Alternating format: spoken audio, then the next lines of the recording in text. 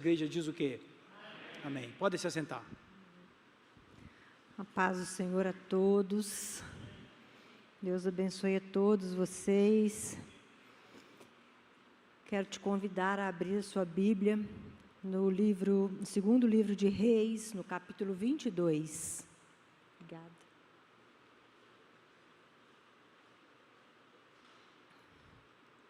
Eu vou ler na NTLH,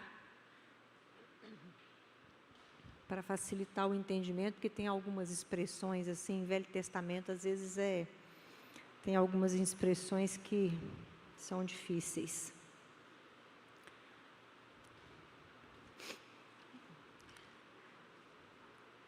Se você tiver tempo, e eu acho que você tem, eu tinha colocado aqui para ler só 2 versículos, mas ao invés de ler 2 versículos com você, eu vou aproveitar que tem alguns aqui que ainda não estão no plano de leitura bíblica, e vou ler com você 2 capítulos. Então vamos lá. O texto diz assim: Josias tinha 8 anos de idade quando se tornou rei de Judá. Ele governou 31 anos em Jerusalém. A mãe dele se chamava Gedida e era filha de Adaías, da cidade de Boscate. Josias fez o que agrada a Deus, o Senhor. Ele seguiu o exemplo do seu antepassado, o rei Davi, e não se desviou nem para um lado nem para o outro. No ano 18 do seu reinado, Josias mandou que Safã, o escrivão, filho de Azalias e neto de Mesulão, fosse ao templo. Josias deu a seguinte ordem: vá falar com Ilquias, o grande sacerdote, e diga a ele que conte o dinheiro que os sacerdotes que tomam conta da entrada do templo têm recebido do povo.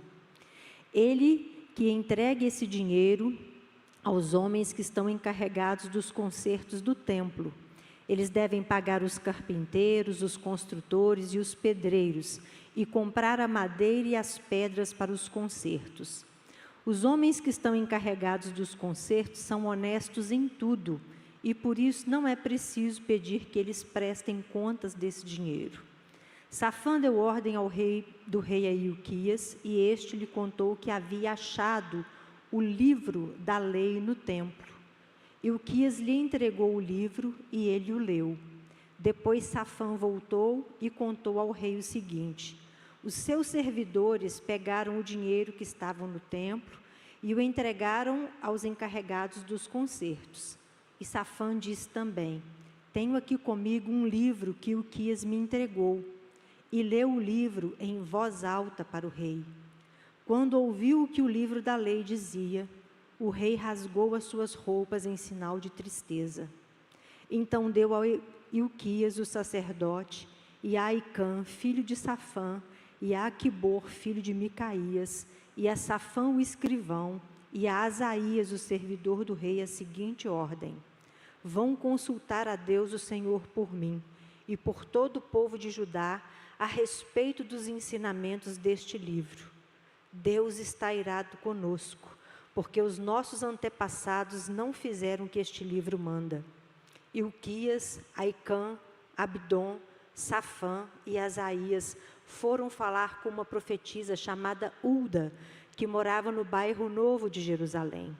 O marido dela, que se chamava Salum, filho de Tikva e neto de Arás, era o encarregado da rouparia do templo. Eles contaram a Ulda o que havia acontecido, e ela lhes disse que voltassem e dessem ao rei a seguinte mensagem: eu, o Senhor, o Deus de Israel, vou castigar a cidade de Jerusalém e todo o seu povo, como está escrito no livro que o rei leu. Eles me abandonaram e têm oferecido sacrifícios a outros deuses, e assim me fizeram ficar irado por causa de todas as coisas que têm feito. A minha ira se acendeu contra Jerusalém e não vai se apagar. Eu, o Senhor, o Deus de Israel, digo isto a respeito do rei. Você ouviu o que está escrito no livro e se arrependeu, e se humilhou diante de mim, rasgando as suas roupas e chorando, quando ouviu como ameacei castigar a cidade de Jerusalém e o seu povo. Eu vou fazer com que Jerusalém vire um lugar horrível de se ver, e o nome dessa cidade será usado para rogar pragas. Mas eu ouvi a sua oração, e por isso, só depois da sua morte é que vou castigar Jerusalém. Vou deixar que você morra em paz. Então, os homens levaram ao rei essa resposta. O rei Josias ordenou que todos os líderes de Judá e de Jerusalém se reunissem com ele, e eles foram todos juntos até o templo, acompanhado pelos sacerdotes, pelos profetas, por todo o resto do povo, tanto os mais importantes como os mais humildes. Então o rei leu diante deles todo o livro da aliança que havia sido achado no templo. Ele ficou perto da coluna real, em pé, e fez com Deus o Senhor uma aliança pela qual eles lhe obedeceriam e guardariam as suas leis e mandamentos com todo o coração, com toda a alma. E também cumpririam tudo que a aliança mandava fazer, como estava escrito no livro. E todo o povo prometeu cumprir a aliança. Então Josias ordenou a Ilquias, o grande sacerdote, aos sacerdotes ajudantes e aos guardas que estavam de serviço na entrada do templo, que tirassem para fora do templo todos os objetos usados na adoração do deus Baal, da deusa Azerá e das estrelas. O rei queimou todos esses objetos fora da cidade, perto do vale do Cedron, e mandou que levassem as cinzas para Betel. Retirou do serviço dos sacerdotes pagãos que os reis de Judá haviam nomeado para oferecer sacrifícios sobre os altares dedicados aos ídolos nas cidades de Judá e nos lugares perto de Jerusalém. Também retirou todos os sacerdotes que ofereciam sacrifício ao deus Baal, ao sol, à lua, aos planetas e às estrelas. Ele retirou do templo o poste da deusa Azerá e o levou para fora da cidade, para o vale do Cedron. Ali ele o queimou e fez virar cinza, que espalhou no cemitério público. Ele destruiu os quartos do templo onde ficavam os prostitutos. Era nesse lugar que as mulheres teciam as roupas usadas na adoração da deusa Azerá. O rei Josias levou para Jerusalém os sacerdotes que estavam nas cidades de Judá e por todo o país, desde Geba até Berseba. Ele profanou os altares onde esses sacerdotes haviam oferecido sacrifícios. O rei também derrubou os altares dedicados aos demônios do deserto. Esses altares ficavam perto do portão construído por Josué, o governador da cidade. O portão ficava à esquerda de quem entrava na cidade pelo portão principal. Esses sacerdotes estavam proibidos de oferecer sacrifícios no templo de Deus, o Senhor, mas podiam comer os pães sem fermento junto com os outros sacerdotes. O rei Josias também profanou Tofete, o lugar pagão de adoração que ficava no vale de Rinom, para que ninguém queimasse o seu filho ou filha como sacrifício ao deus Moloque. Ele também retirou os cavalos que os reis de Judá haviam dedicado à adoração do sol e queimou os carros usados nessa adoração. Esses carros ficavam guardados no pátio do templo, perto do portão e perto do quarto de Natã-Meleque, um alto funcionário. O rei Josias derrubou os altares que os reis de Judá haviam construído no terraço do palácio, sobre a sala do rei Acás, e também destruiu os altares construídos pelo rei Manassés nos 2 pátios do templo.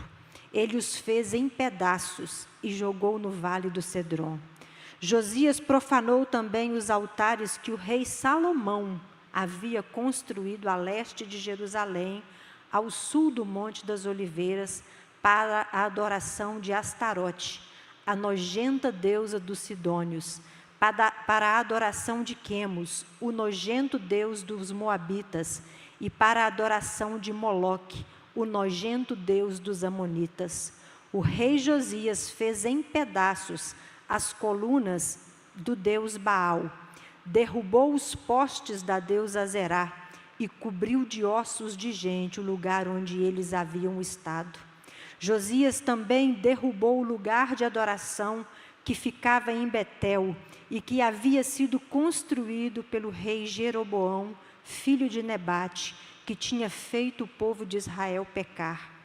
Josias derrubou o altar, quebrou as suas pedras em pedaços e as esmigalhou até virar em pó. Ele também quebrou o poste da deusa Azerá.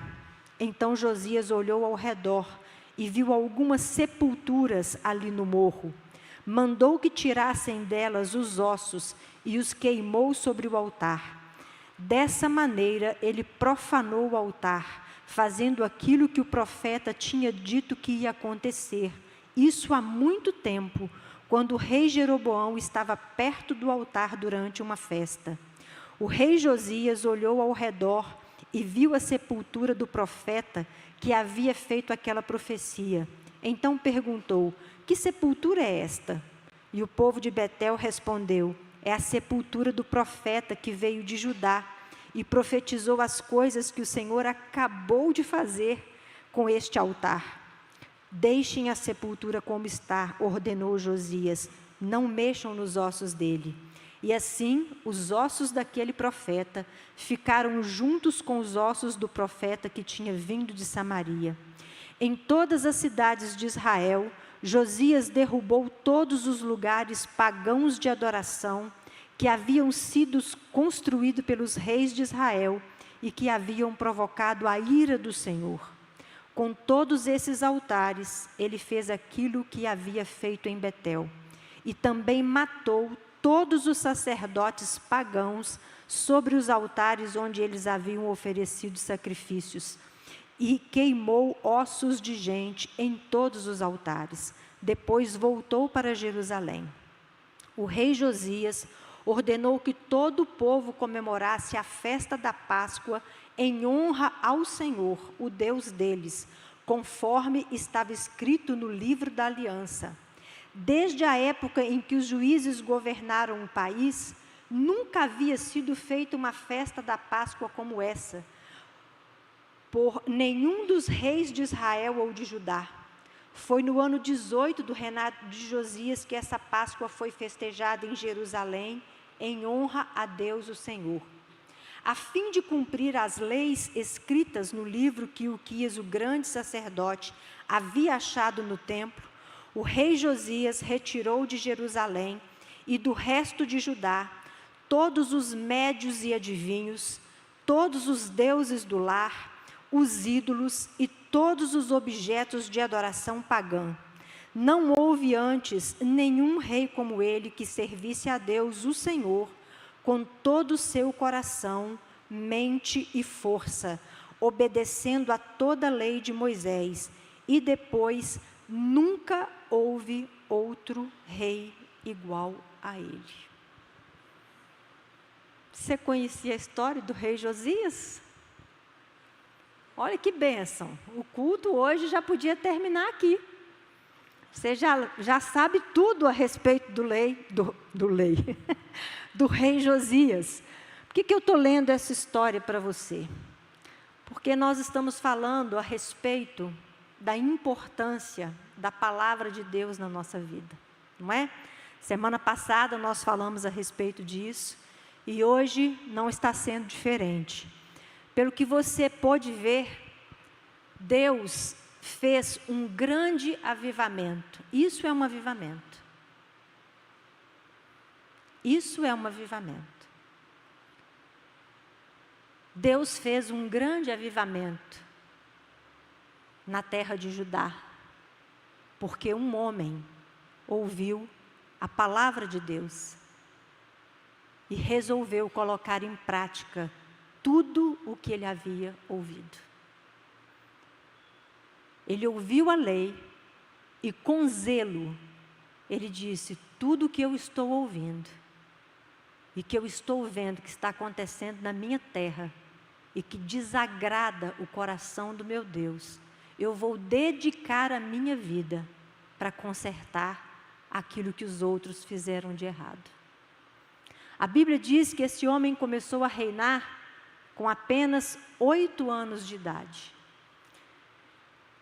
E a gente começa a história dele, mas para a gente entender um pouco do que esse homem viveu, nós temos que voltar atrás.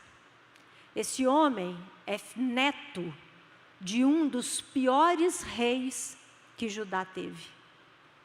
O avô desse homem se chamava Manassés. E a Bíblia diz que esse homem é o responsável pelo que Josias encontrou durante o reinado dele.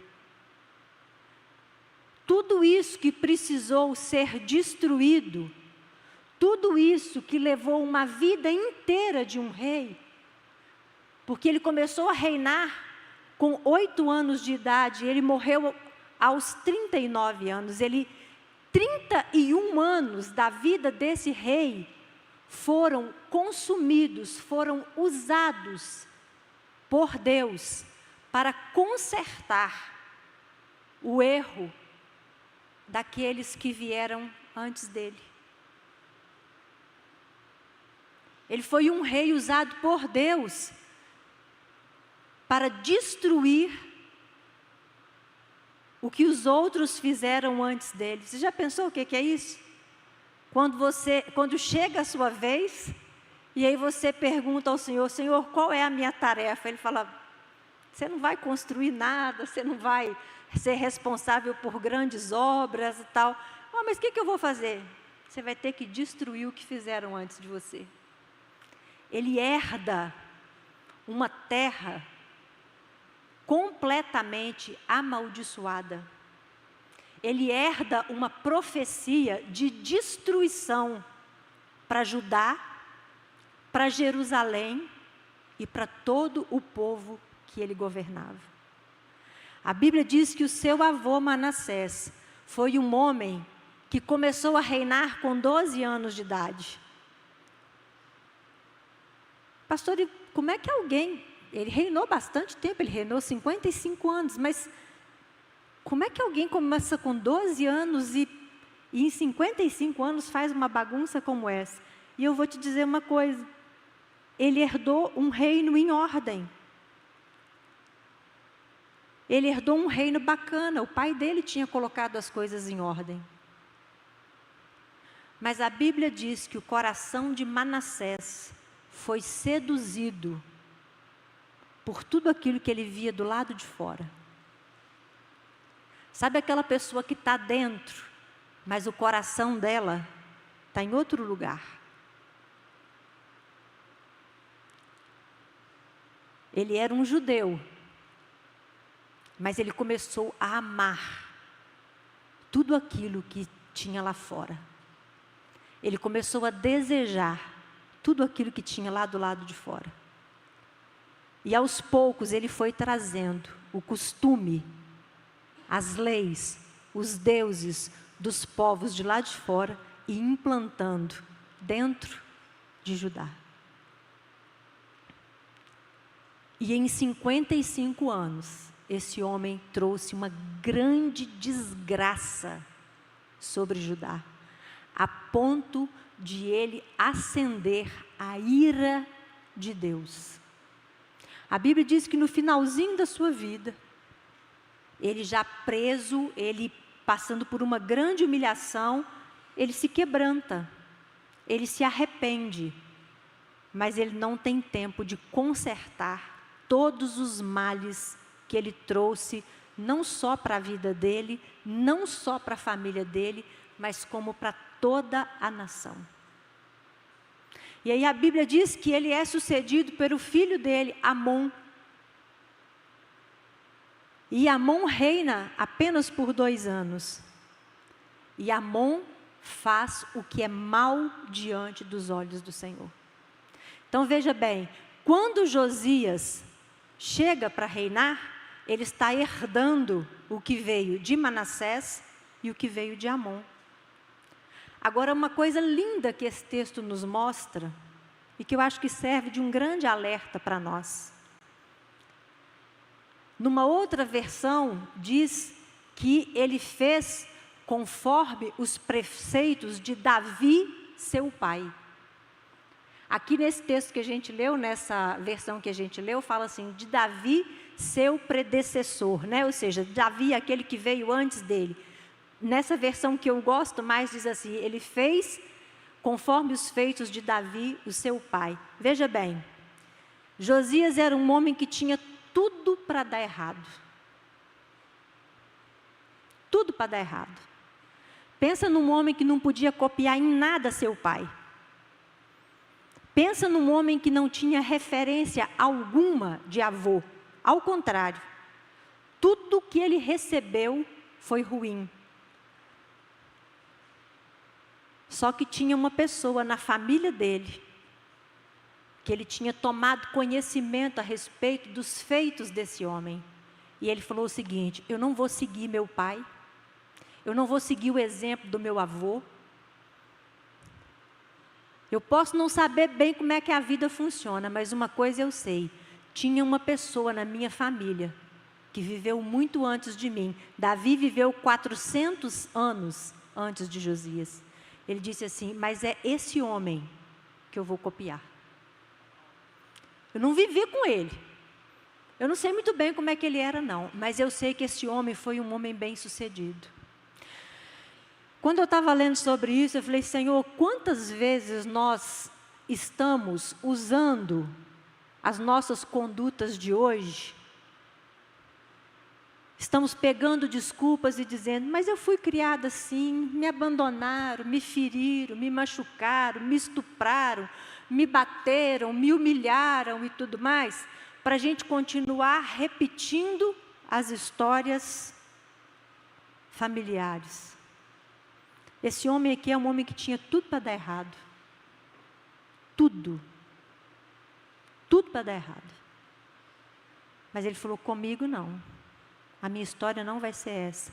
E a Bíblia diz que apesar dele não ter conhecimento algum, sabe por quê? Quando ele chegou para reinar, não sei se você sabe disso, mas por causa da idolatria que o avô dele havia feito em Israel durante 55 anos, o avô dele, ele trouxe tanta coisa horrível para Judá, e não só para Judá, ele trouxe para dentro do templo, para dentro da casa de Deus. Ele foi um homem tão promíscuo, ele foi um homem tão idólatra, ele foi um homem com um coração tão afastado das coisas de Deus, que ele não se deu por satisfeito apenas de levantar ídolos fora do templo, não. Ele trouxe ídolos para dentro do templo, para dentro da casa de Deus. Ele trouxe a profanação para dentro da casa de Deus. Não bastava fazer as coisas erradas do lado de fora, não. Eu não sei se você já observou, isso acontece muito na vida de uma pessoa com um coração obstinado. Ela começa com pequenos delitos, ela começa com pequenos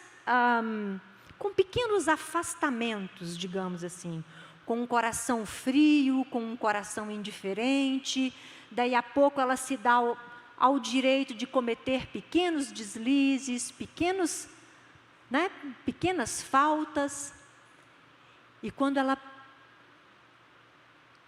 percebe, ou às vezes nem percebe, ela está cometendo grandes abominações.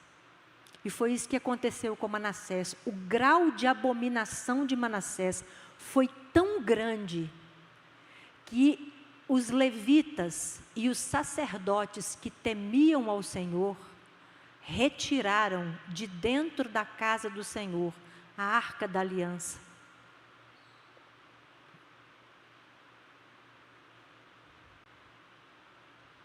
Você sabe o que é a Arca da Aliança?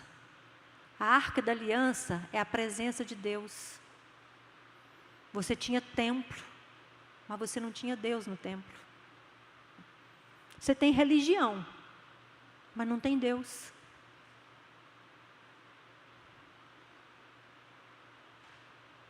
A Arca de Deus foi retirada do templo. E Manassés nem percebeu. E Amon nem percebeu. Quer ver outra coisa que eles não perceberam?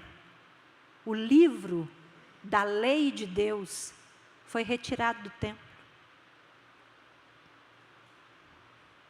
E foi guardado, possivelmente, entre os livros da contabilidade.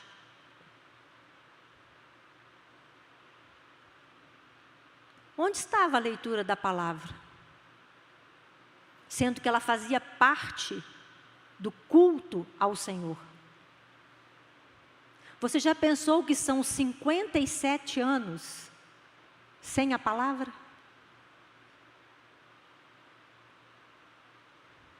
Essa era a realidade que Judá estava vivendo. Quando Josias chega para reinar, Josias não conhecia a palavra. Ele nunca tinha tido contato com a palavra.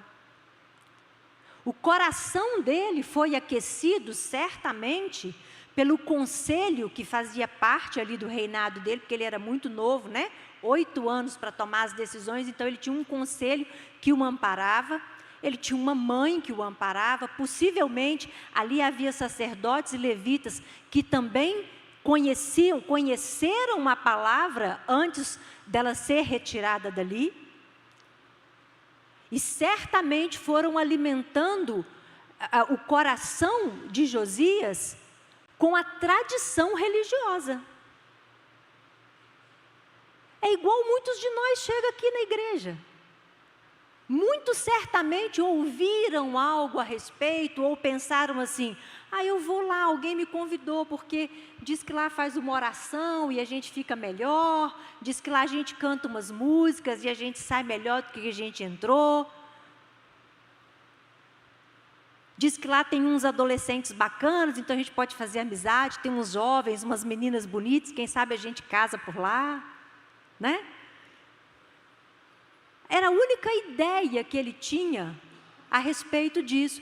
Mas quando ele começa a reinar, ele olha para o templo e ele fala assim: eu sei que esse lugar aqui já foi importante na história. Davi desejou construir esse lugar. E eu sei que quando Salomão construiu esse lugar, a glória de Deus se manifestou aqui. Então a primeira coisa que ele faz é começar a reparar aquele lugar, porque possivelmente durante o reinado de Manassés e de Amon, aquele lugar foi deixado sem manutenção e sem cuidados. Então ele reúne um grupo de pessoas e diz que aquelas pessoas foram colocadas lá para reparar as brechas.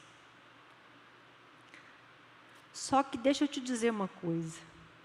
Eu não sei de onde você vem, não sei quem é sua família, não sei para onde você vai, não sei nada a respeito da sua vida.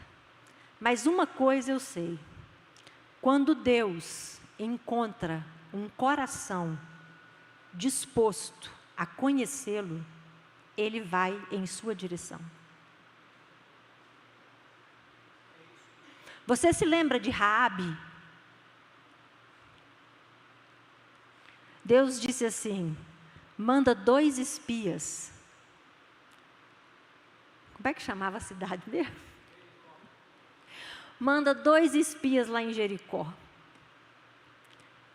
E os 2 espias vão para Jericó, fazem todo um plano, levam o plano para Josué. Na hora de Josué cercar Jericó, Deus não usa absolutamente nada das informações que os espias foram lá para retirar.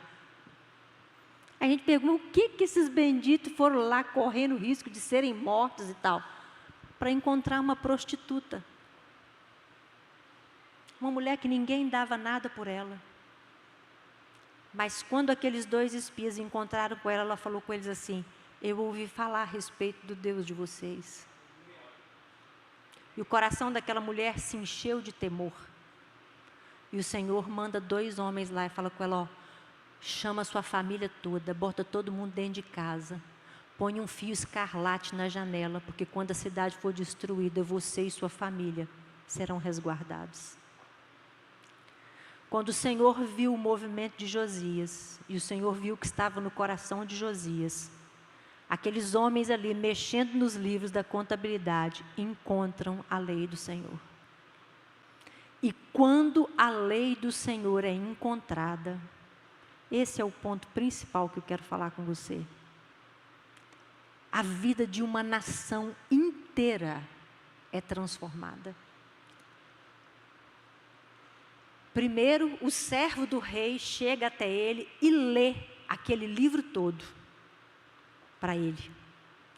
Quando ele ouve a leitura daquele livro, a Bíblia diz que ele rasga as suas vestes. Mas diante de Deus, o que Deus viu não foi apenas um homem que rasgou as vestes. Porque o Senhor muitas vezes já falou com o seu povo assim: eu não quero que você rasgue as vestes. O que eu quero é que você rasgue o seu coração. Você rasga as vestes, mas o seu coração está intacto, o seu coração está duro do mesmo jeito. Você faz um sinal externo, mas por dentro a altivez está aí da mesma maneira.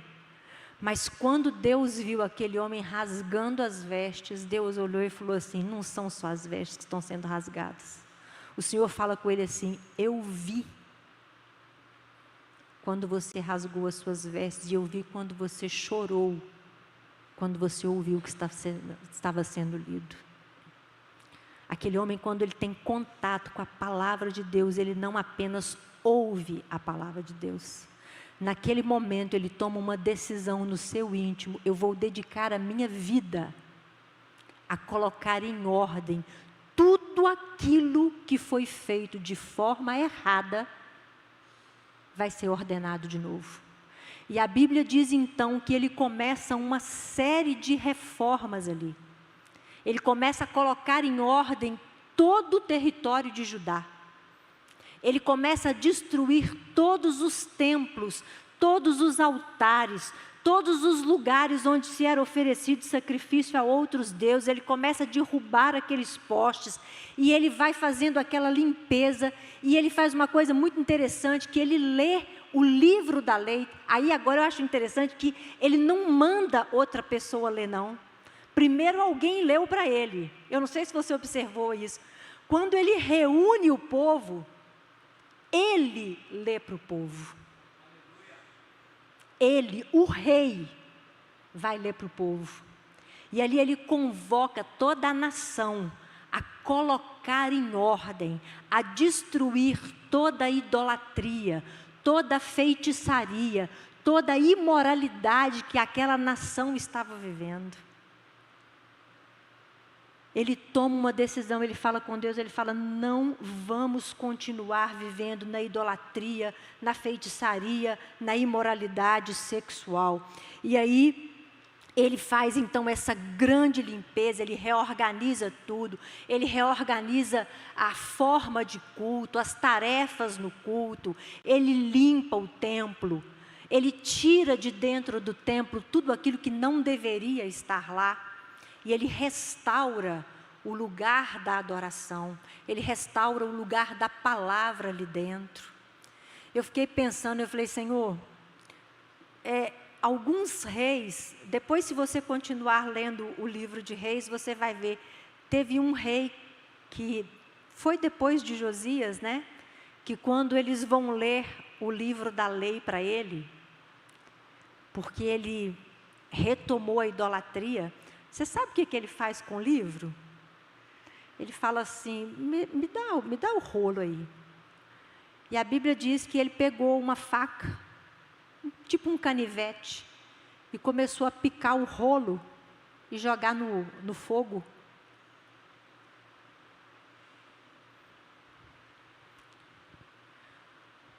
Quando Josias ouve a respeito do livro da lei, ele fala assim: eu não tenho condição de interpretar tudo não, mas deve ter algum profeta aqui que tem. E eles vão até uma mulher chamada Hulda. E essa mulher fala: olha, tem uma palavra que foi dada. E é uma grande destruição que está vindo sobre Judá, principalmente sobre a cidade de Jerusalém, por causa dos pecados que foram cometidos por Manassés. Mas ela fala assim: como Deus viu sinceridade no coração do rei Josias, ele não vai ser destruído e ele não vai ver a destruição. Quando Deus encontra um coração quebrantado, contrito, disposto a obedecê-lo e a quebrar todos os altares que não deveriam estar nele, Deus não manda juízo. Deus protege. Deus guarda. Deus livra. Deus livrou não só Josias, livrou o reino de Josias 31 anos. Livrou toda uma nação. Por causa do que ele encontrou no coração de um homem. Por causa do que a palavra de Deus produziu de temor dentro do coração de um homem. E por causa das atitudes que esse homem teve e que levou a nação a ter com ele. Porque nós não somos apenas ouvintes. Nós precisamos ser ouvintes e precisamos ser praticantes. Não é isso? Esses dias agora nós estamos lendo o livro de Romanos, não é? Você observou que lá em Romanos, no capítulo 2, o apóstolo Paulo fala a respeito da ira de Deus? Você reparou que ele fala a respeito daquelas pessoas que são obstinadas, ou seja, aquelas pessoas que são orientadas, que Deus fala, Deus orienta, Deus manda os recados, Deus fala de forma bem clara com ela e ela toma a decisão de continuar praticando os mesmos pecados que ela vinha praticando. E o apóstolo Paulo disse assim: Deus quer salvar a todos. Ele é muito misericordioso, mas a obstinação está fazendo com que haja um acúmulo da ira de Deus. E vai haver o dia da grande ira. E Deus vai derramar a sua ira. Josias não quer a ira de Deus. Então ele vai lá e repara tudo que precisava ser reparado. Bom, ele limpou tudo, não limpou? Agora, ele precisa preencher o vazio que foi deixado. Não é isso? Casa limpa. Lembra que Jesus fala a respeito da casa onde um demônio sai? E aí ela é toda colocada em ordem, organizada e tal. Se aquele demônio volta e encontra aquela casa vazia, o que a Bíblia diz que ele faz? Ele vem e traz outros 7 com ele. Não é isso? E o estado se torna pior do que o estado anterior. Muito bem. Josias diz o seguinte: não basta apenas limpar os pecados. Agora é preciso restaurar a lei do Senhor aqui dentro. E a primeira coisa que ele faz é restaurar a Páscoa. Ele diz: nós precisamos lembrar de onde foi que nós saímos. Nós precisamos lembrar quem foi que nos tirou de lá. Nós precisamos lembrar que nós éramos escravos e fomos comprados por um alto preço, preço de sangue. E nós também não podemos perder de vista o lugar para onde nós estamos indo. A Páscoa era isso, gente. A Páscoa era relembrar a saída do Egito, debaixo da última maldição, da maldição mais terrível, que foi a maldição da morte dos primogênitos. Agora ali já não tinha mais cordeiro, né? Para passar o sangue no umbral. Eles tinham que fazer isso em memória. Mas eles não podiam perder isso de vista. E sempre lembrar que eles estavam indo para a terra que Deus havia prometido. E sabe uma coisa que é muito interessante? Quando a gente fala a respeito desses altares que ele derrubou, a gente fala de 57 anos atrás. Quando a gente fala a respeito de Páscoa, nenhum rei antes dele havia feito uma comemoração de Páscoa. Nenhum. Nem Davi.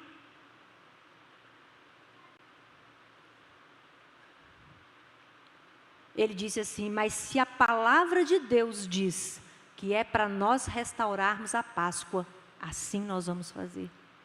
E assim eles fizeram.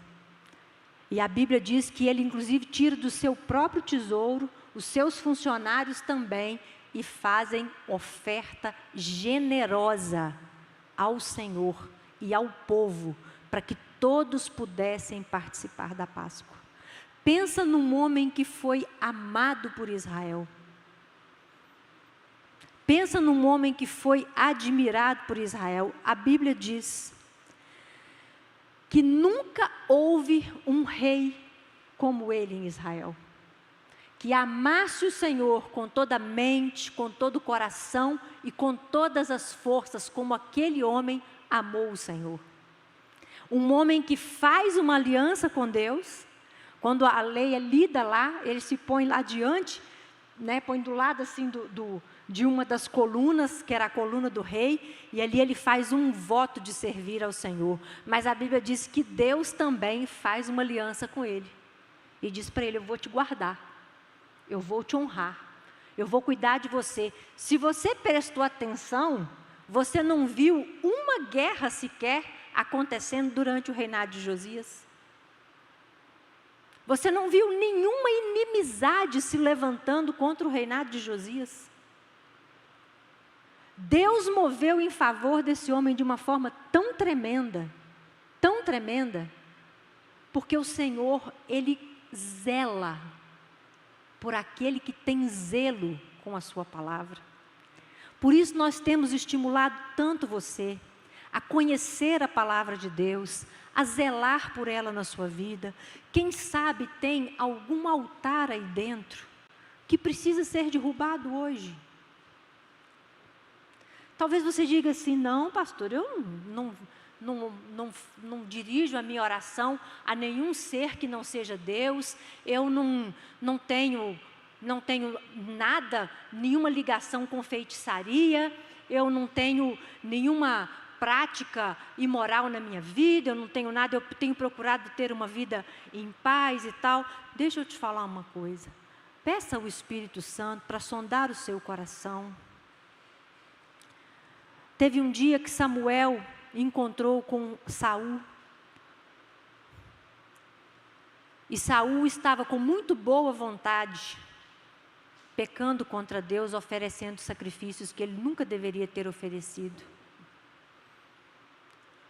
E quando Samuel vai conversar com ele, ele disse assim: você demorou, e eu estou aqui fazendo aquilo que eu acho correto. E Samuel falou com ele: rapaz, você está indo contra a palavra de Deus.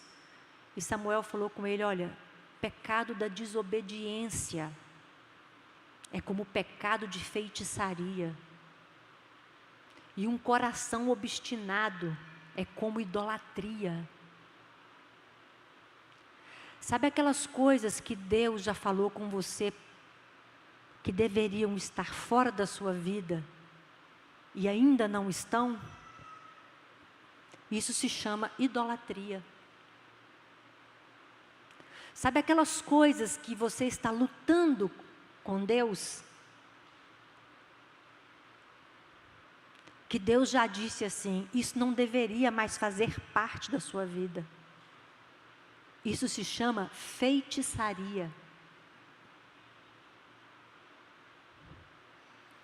Ah, pastor, eu nunca fui em lugar que pratica feitiçaria. Mas se seu coração é obstinado, o seu coração é como o coração de um feiticeiro. O juízo que vem sobre um feiticeiro é o mesmo juízo que vem com aquele que tem o coração obstinado. Sabe por quê? Porque o coração obstinado, ele abre no mundo espiritual a mesma porta que foi aberta sobre a vida de Saul. O mesmo tormento. Perceba que todas aquelas áreas da nossa vida que não são tratadas, que não são submetidas a Deus em obediência, elas se tornam objeto de transtorno na nossa vida. Toda área que a gente não se dispõe a tratar, a gente pode saber em algum momento, essa área vai nos transtornar. Porque ela é um ponto de contato no qual Satanás entra para trazer tormento e destruição. Por isso era tão necessário reparar as brechas do templo, que Josias se preocupou logo no início, sem ter muito conhecimento. Ele disse: o templo não pode continuar com essas brechas, reparemos as brechas dele. A palavra do Senhor Deus nos convida à reparação. A palavra do Senhor nos convida a derrubar altares, a profanar os lugares antigos. Sabe o que é profanar? Sabe por que ele jogou farelo de osso humano em cima dos lugares onde havia adoração a outros deuses? É porque quando se fazia isso, aquele lugar se tornava totalmente impróprio para adorar novamente. Sabe o que a gente precisa fazer, que tem que ser profanação na nossa vida? Aquelas coisas que a gente fazia, que a gente toma a decisão de não fazer mais, e a gente diz assim: Senhor, não me deixa voltar nesse vômito. Senhor, não me deixa voltar mais aqui nesse lugar onde eu tinha costume de cair. O Espírito de Deus me fortalece para eu não voltar a essas práticas antigas. Ele fez questão de profanar cada um daqueles lugares, para que aqueles lugares se tornassem impróprios para a adoração de outros deuses novamente. Esse homem era um homem que estava preparado. Preparado. Ele tinha uma aliança com Deus e Deus tinha uma aliança com ele. Um homem com um coração pronto para o Senhor. E a Bíblia, é muito interessante que a Bíblia não relata apenas os nossos acertos. A Bíblia relata as nossas falhas também, não relata? Se você acha que Josias foi um homem sem falhas, você está enganado. Porque eu não li com você a história até o final, eu parei ela antes. Olha que interessante aqui, ó. Todas as outras coisas que o rei Josias fez estão escritas na história dos reis de Judá. Ponto. Aí agora, olha, eita, podia ter parado aqui a história, né? Vamos lá. Durante o reinado de Josias, Faraó Neco, rei do Egito, levou o seu exército até o rio Eufrates para ajudar o rei da Assíria. O rei Josias saiu para lutar contra o rei Neco em Megido e foi morto em batalha. Os oficiais puseram o corpo dele no carro de guerra e o levaram de volta para Jerusalém, onde foi sepultado no seu túmulo. O povo de Judá escolheu Joacás, filho de Josias, e o ungiu como rei no lugar de seu pai. Se você for lá em 2 Crônicas, capítulo 35, essa história é contada de uma forma mais detalhada.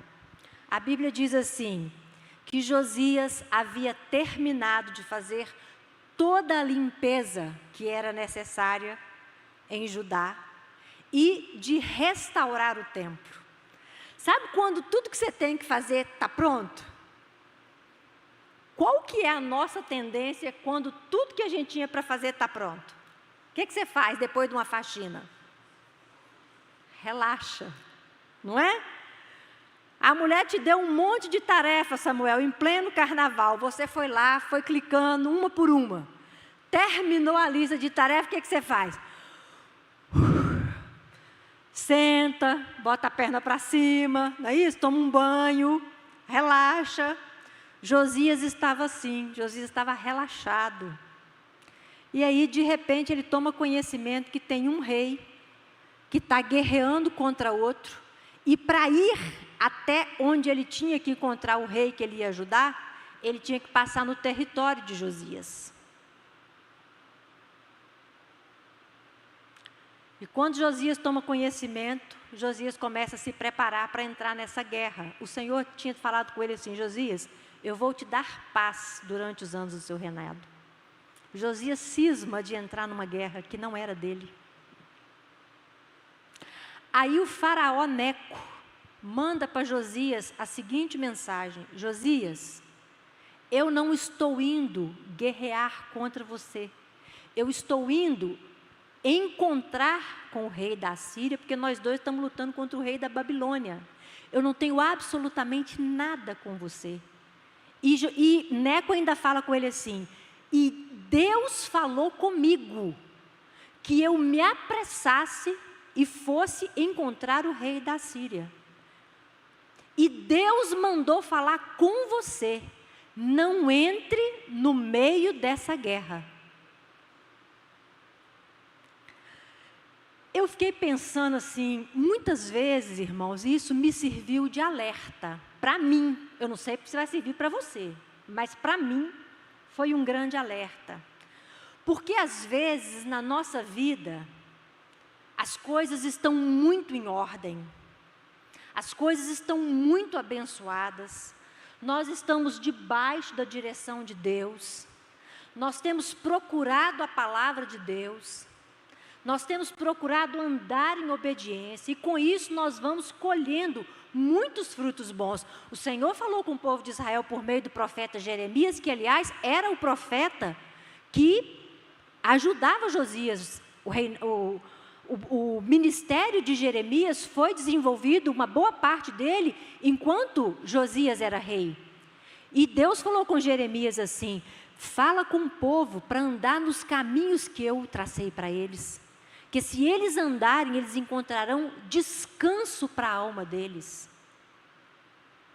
E muitas vezes nós estamos com a alma muito descansada. Eu imagino que Josias estava vivendo um tempo de muito descanso na alma dele, porque estava tudo limpo, estava tudo organizado, estava tudo restaurado, estava tudo em ordem, estava tudo em paz. E Neco fala com ele assim: Deus falou comigo que não é para você entrar nessa guerra. E Josias, a impressão que eu tenho é que ele estava no automático, do tipo: comigo dá tudo certo. Eu estou debaixo da bênção de Deus. Em momento algum a gente vê a palavra dizendo que Josias, vou falar assim, que ele acreditasse em Neco não, que talvez ele falasse assim: esse homem é um idólatra, esse homem nem sabe o que ele está falando. Mas se Neco falou com ele que Deus tinha mandado para ele um recado, o que incumbia a ele fazer? Deixa eu checar com Deus, não é não? Deixa eu ouvir o que Deus tem para me falar. Olha, muitas vezes Deus já falou conosco coisas por meio de pessoas muito improváveis. Gente que ninguém dava nada por elas. Inclusive gente que algumas pessoas na igreja consideravam até meio pancada da ideia. Falaram: essa pessoa está falando coisas nem que não deve. E às vezes nós íamos consultar a Deus e Deus dizia assim: fui eu que falei sim. Eu lembro do primeiro carro que nós tivemos depois que fomos restaurados da nossa falência. Uma pessoa que era da nossa convivência e que talvez poucas pessoas aqui dessem ouvido ao que ela falou. Ela um dia chegou lá em casa e disse assim: Deus falou comigo que vai dar um carro para vocês, e o carro é vermelho.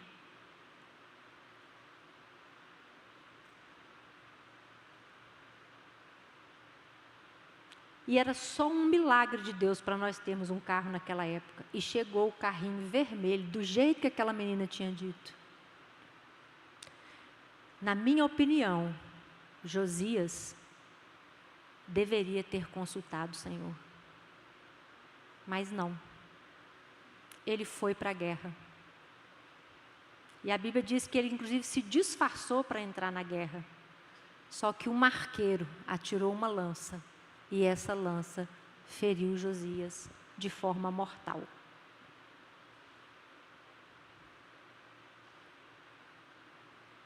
E o Senhor tinha dito para ele: vou te dar vida tranquila, sem guerra, sem problemas. Na minha opinião, uma morte precoce. E na minha opinião, para mim, um grande alerta para eu não brincar com o piloto automático.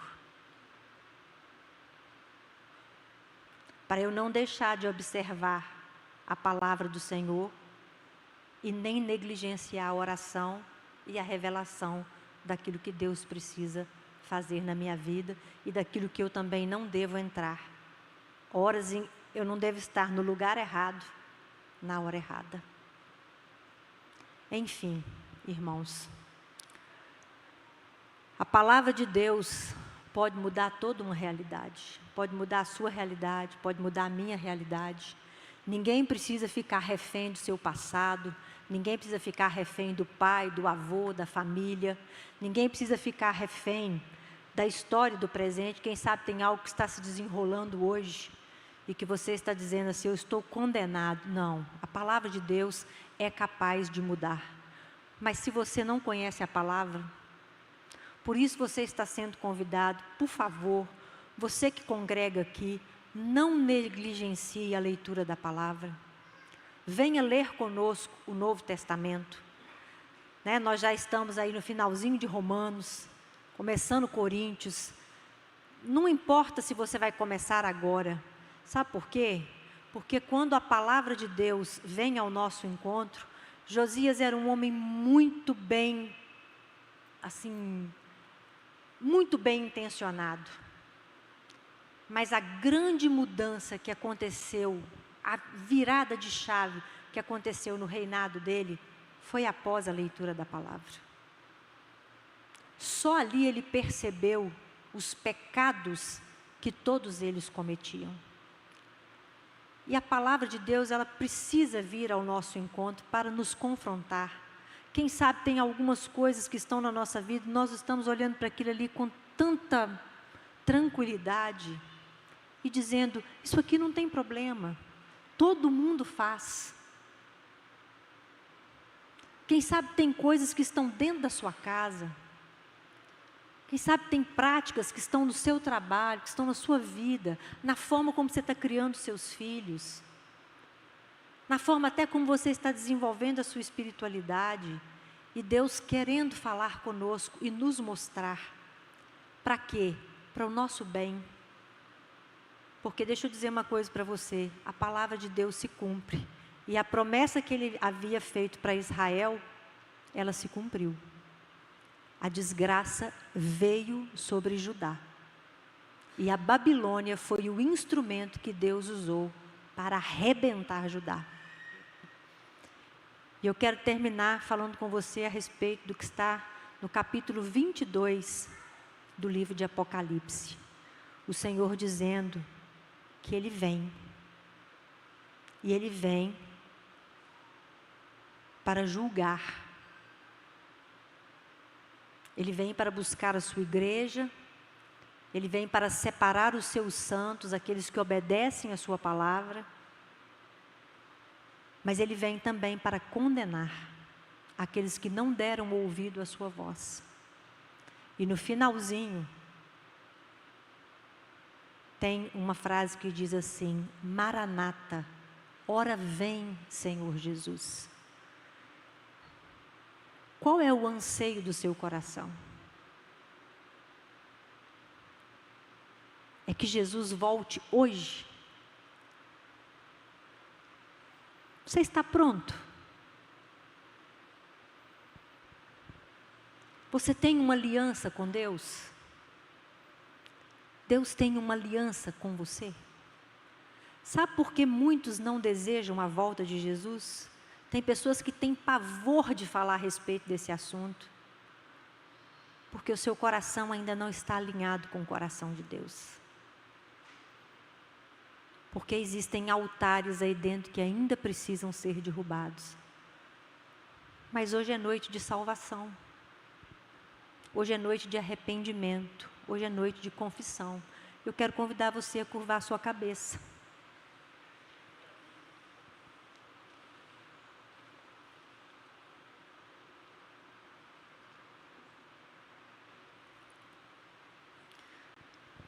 Se no seu coração você crê, se com a sua boca você confessa, se Deus encontra em você um coração rasgado, como Ele encontrou de Josias, o Senhor vem ao seu encontro. e Ele faz uma aliança com você.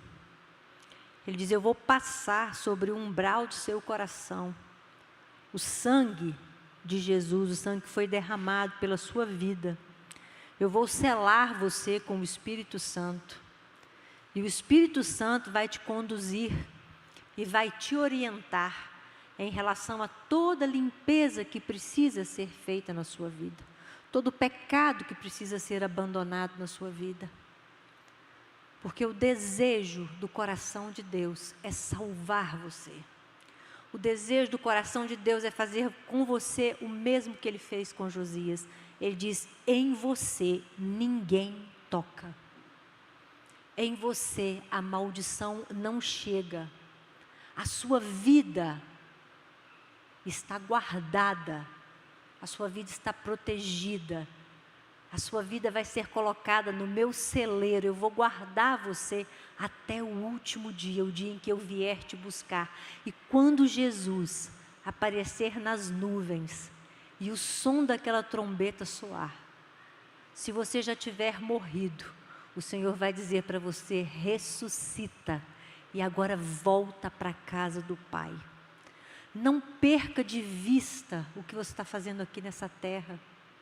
Aqui não é o final, aqui não é a última parte. Você tem uma eternidade para viver e o Senhor está dizendo: a sua eternidade foi planejada ao meu lado. Mas se hoje você ouvir a voz do Senhor, seu Deus, não endureça o seu coração. Confesse ao Senhor os seus pecados, diga para Ele, fala: Senhor, eu estou pecando nessa área. Essa área tem sido como uma idolatria na minha vida.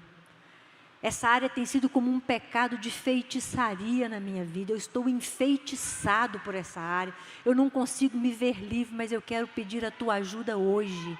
Eu quero pedir o auxílio do Espírito Santo. E o Senhor que encontra coração quebrantado, Ele diz: o quebrantado o Senhor não desprezará. Com o quebrantado o Senhor faz uma aliança e Ele diz: eu te levanto, eu te ajudo, eu te sustento com a minha mão direita. E sobre o quebrantado, o sangue de Jesus é derramado, a aliança é refeita, e a restauração e a salvação. E hoje o Senhor está fazendo salvação aqui no nosso meio. O Senhor está fazendo concertos aqui no nosso meio. E o Espírito de Deus está se movendo aqui no nosso meio. O Senhor também está fazendo curas aqui no nosso meio nessa noite. O Senhor está se manifestando de uma maneira sobrenatural. O Senhor está aqui hoje dividindo, partilhando com você dons espirituais. O Senhor está dando aqui dons de sonho. O Senhor está dando aqui dom de visão. O Senhor está concedendo aqui dom de cura. O Senhor está dando aqui a adolescentes o dom de profecia. O Senhor está encontrando aqui vidas que estão preparadas para receber hoje a revelação do ministério que Deus está dando. Deus está levantando aqui hoje pastores. Pastora, mas está tanto silêncio aqui. Não tinha que ter um pouco mais de barulho? Não. O que traz o avivamento no nosso meio é a palavra de Deus. O Senhor está dando aqui a mulheres habilidades, capacidades. O Senhor está dando o dom de mestre, para que você possa ter a habilidade de falar com seu marido a palavra e conduzir o seu marido à salvação. E você sabe que eu estou falando com você.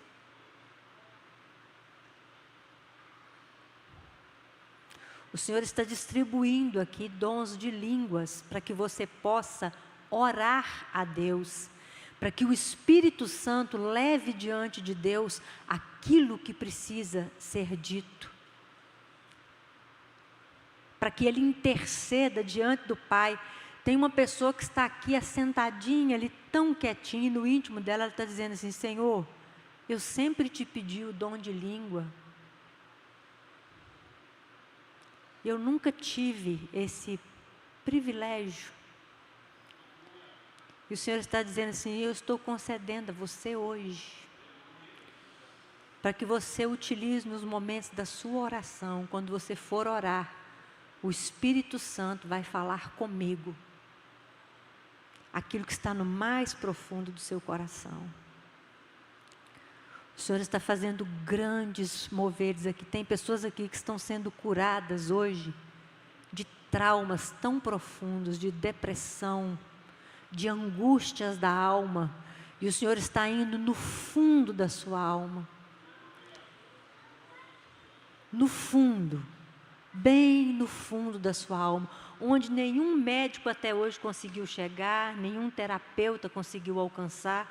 E o Senhor está indo no fundo da sua alma, está dizendo para você: eu estou te libertando de vícios.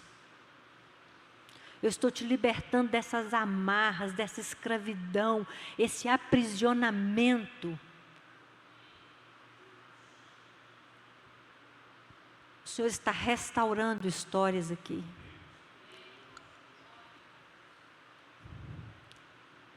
Senhor amado, em nome de Jesus, nós oramos ao Senhor, que é o Deus da palavra, que é aquele que deixou para nós tudo que nós precisamos, para ter uma vida de comunhão com o Senhor e desfrutar de tudo que o Senhor tem para nós. Senhor, guarda o nosso coração e a nossa mente em Cristo. Livra-nos do mal, ó Pai. Livra-nos, Senhor. Livra-nos da ignorância, Pai. Ajuda-nos a conhecer a Tua palavra e a desfrutar de tudo que o Senhor tem para nós. Nós te louvamos, Senhor, em nome de Jesus. Amém.